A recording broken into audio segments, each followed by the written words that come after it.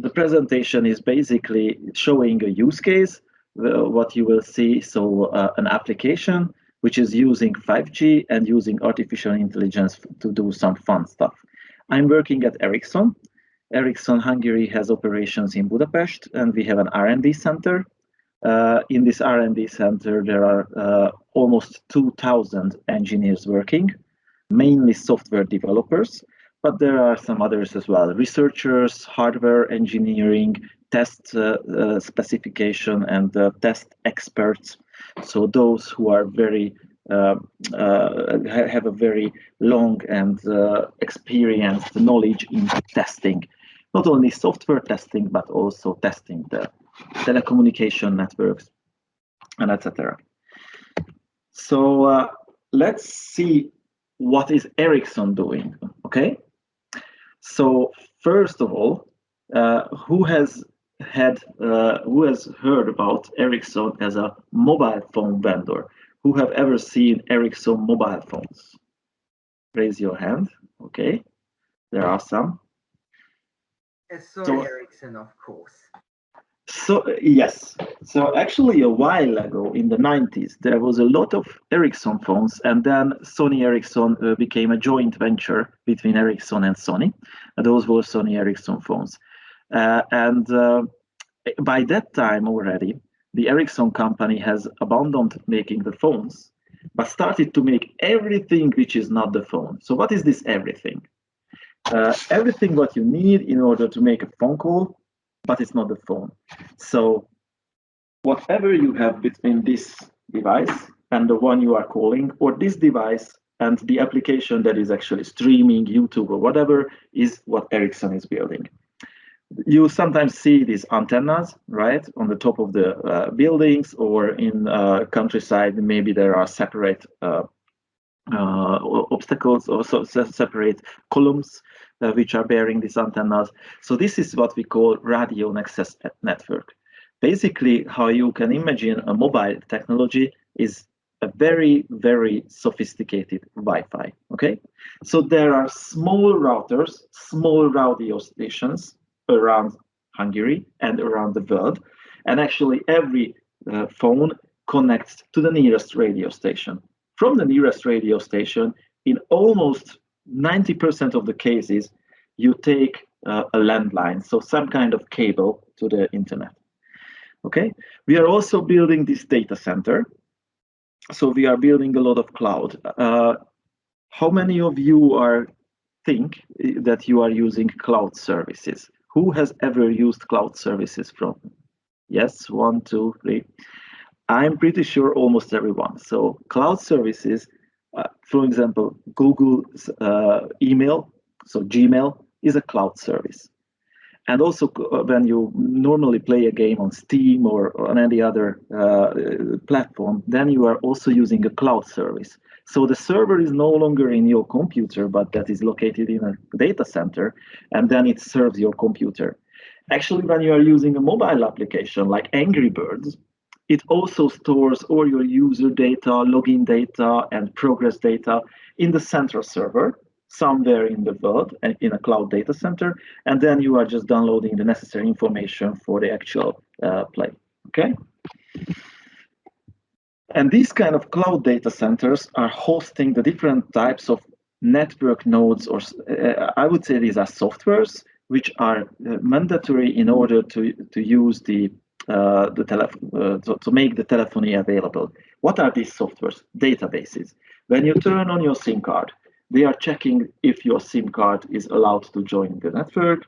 And there is of course a database which consists of your user data, your balance, account, and everything. And those are the things which we call network nodes. Many of these network nodes are responsible for mobility. So one interesting thing about the mobile networks compared to Wi-Fi, for example, is that you don't realize when you go from one access point to another, but it's seamless and you are not using the connectivity. That's more mobility, which makes it even more sophisticated. And some of the functionalities are only doing the prediction of this mobility, managing what mobile phones should connect where. And of course, we are also doing network service solutions. And when it comes to network service solutions, voice calling is pretty obvious, yeah, right? That's what you use your phone for. But it's also acceleration for video download, for example.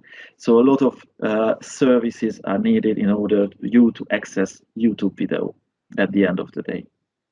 Okay, so let's see how a typical network looks like today. You have a mobile phone, and that's here, okay? You have this radio link that goes to the antenna, and from the antenna, you have, I mean, in Hungary, let's say you are connecting at Siófok. So at Siófok, there is an antenna. So from the antenna, there is a cable to Székesfehérvár. And then from Székesfehérvár, you are going over the ring to the central cloud, what I call the central cloud. And all big operators, Telecom, Vodafone, Digi, Telenor, they both have their central cloud infrastructure where they run their telephony applications. So basically, whenever your phone connects to the YouTube server, first it goes via these hops. It goes to Budapest. It's usually Budapest, the central cloud infrastructure for these operators. Not for Digi though. For Digi, it's also in Romania. And then you go to the internet. From that internet, we say connection point. And on the internet, you go to the different cloud services like HBO, Netflix, whatever, or the App Store to the applications, or connect to the Amazon service.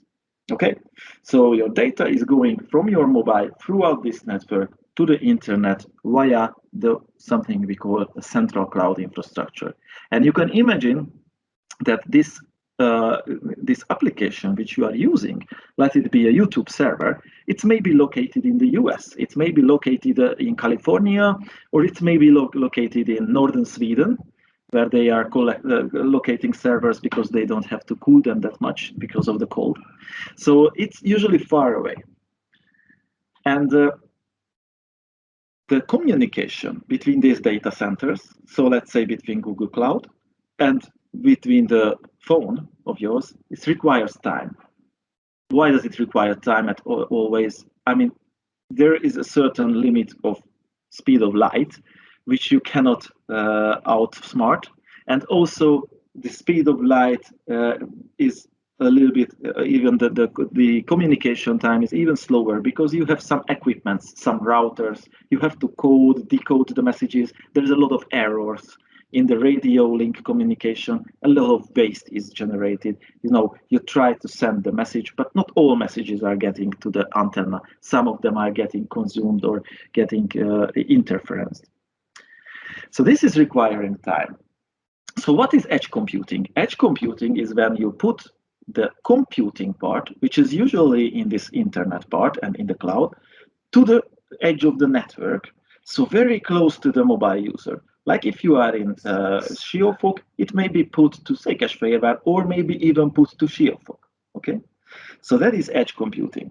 And when everybody is speaking about, oh, 5G, very low latency, very cool network, very high bandwidth, you are actually talking not about the network speed, but also the ability to move the application from the internet to the telecommunication network close to the user. That's a very important part. So basically, edge computing is the one that makes it possible to have low latency in 5G networks. And yeah, so you see that in the beginning, the data was always traveling from the mobile phone to the central applications. With the edge cloud, the data is traveling only to the local, we say central office. So that's let's say telephone központ. And then from that one, is going back. Actually, most of these central offices, these telephone központs, they are actually being turned to a small data centers, small cloud data centers. And that is what edge computing for the mobile networks is about. So let me just introduce this very nice application. You see here, it's of course, this was one of the exhibitions we made internally for ourselves. You see the 4 cameras. And you see some moving objects there. Yeah, we used some Lego trains because, you know, we are engineers. We like to play. So therefore, we really like the Lego and the stuff to build these demonstrations out of it. And then these cameras are observing the field. and observing the moving train. And whenever you put the snowman ahead of the train, you put the snowman ahead of the train automatically stops because the cameras are observing that there's a train, recognizing that it's moving towards the snowman, and also observing there's a snowman, so the train will stop. Okay, so this is the basic setup, and these kind of setups requires this low latency. Why? Because if there's any latency problem, sometimes when you load the YouTube video, you see that there has to be some seconds while it gets started. That's not unacceptable if you want to stop the train from hitting the snowman, right? So the latency is very critical. Therefore, these kind of applications will need to reside on the network edge. So how does it work? How does the network and how does the camera recognize that there is this train? So we use the so-called neural networks. When we speak about artificial intelligence today, we 90% of the time speak about neural networks, a very special neural network, which is a deep learning or deep neural networks, what means that there are several neurons connected, and they are actually with a learning algorithm learning for each picture that there are, if there's a cat or if there's a dog. And I will come to a little bit of more details of that. But if you see this figure, this is a very funny one. If you see on the left-hand side, there is the Chihuahua or muffin problem. So the computer is very difficult for a computer to tell if this one is a Chihuahua or this one is a muffin, because they look very similar. So that's the strength of the neural networks, that the more you teach them, the more sophisticated will become. And even if you don't know what is the characteristics of the certain elements. So like, okay, a Chihuahua must have always 3 black spots and must be like this light brown. But this one also has the 3 black spot and also light brown. So you cannot really tell, but the neural network, the more data you feed and more data you teach it, then the better it gets. So at the end of the day, it will be able to distinguish.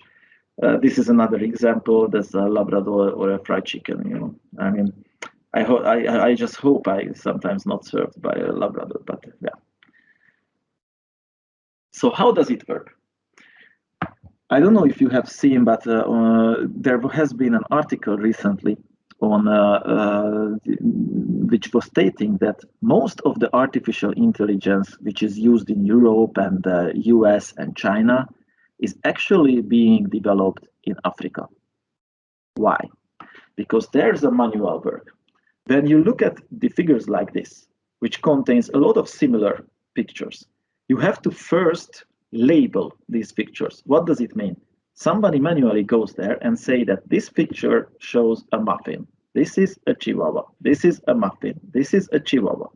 And if you do this for a 1 million picture, then you get into the range of the data size when you are basically able to teach the neural network. So this manual work is done really by people looking at a video, image by image.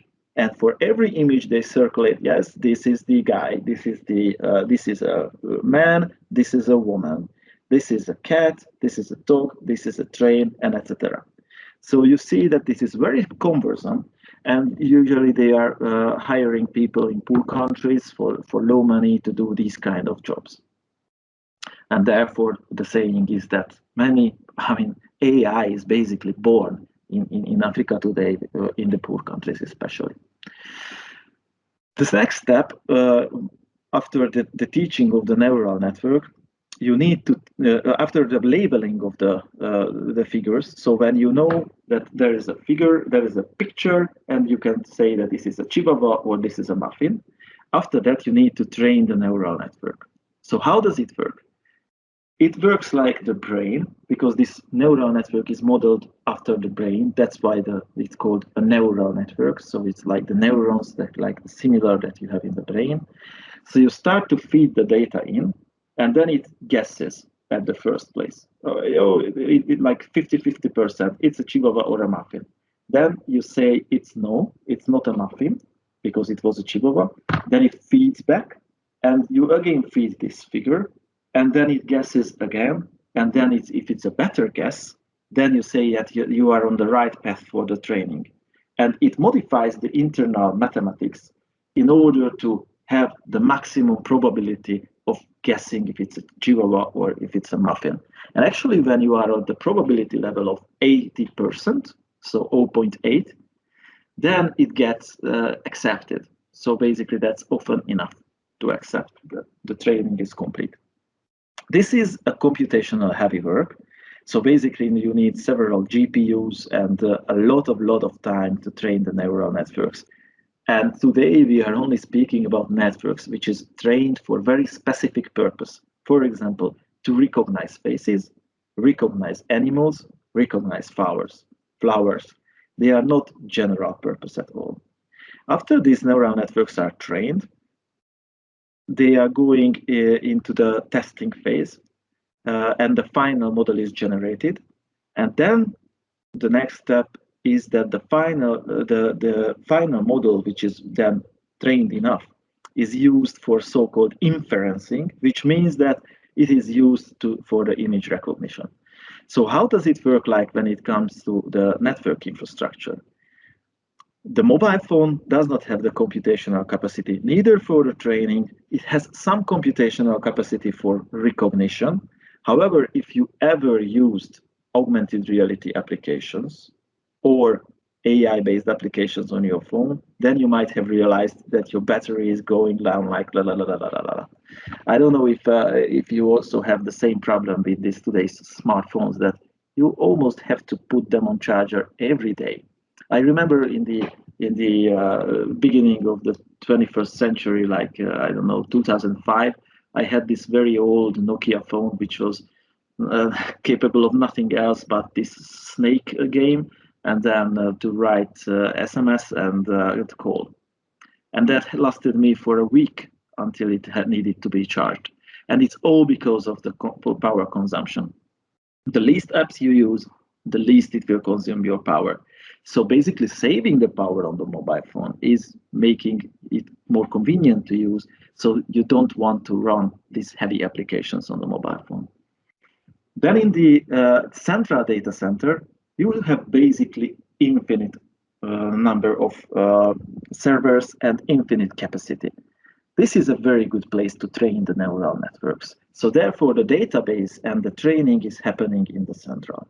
On the edge, I told you, it's like this small telephone cusp, this small central exchanges which are turned into these edge data centers. So you should think about 20 or 40, maximum 100 servers located there, which is not a lot, especially not a lot, and it would be too expensive to train the neural networks there. So you train networks here, you push the trained network to the edge, and then you do the image recognition here because it's still close enough to the mobile phone. Okay, so here comes a very interesting mathematical problem. When you have an application like this one, it's very easy to say that, okay, I am training it in the central location, I am using the image recognition at the edge, and then I am basically displaying the image to the user on the mobile phone. But what happens if the application becomes more complex? And even if you have a very small XR gaming application, so some augmented reality online gaming application, there are a lot of modules of the application. So the optimal placement of these modules is far from being obvious. So what we are working on with Anna, for example, is algorithms and smart methods to place automatically these modules at different points of the network on different resources in order to get the optimal operation. Thank you very much. I hope you enjoyed the presentation, and I hope I could convey the message through to you. Do you have any questions?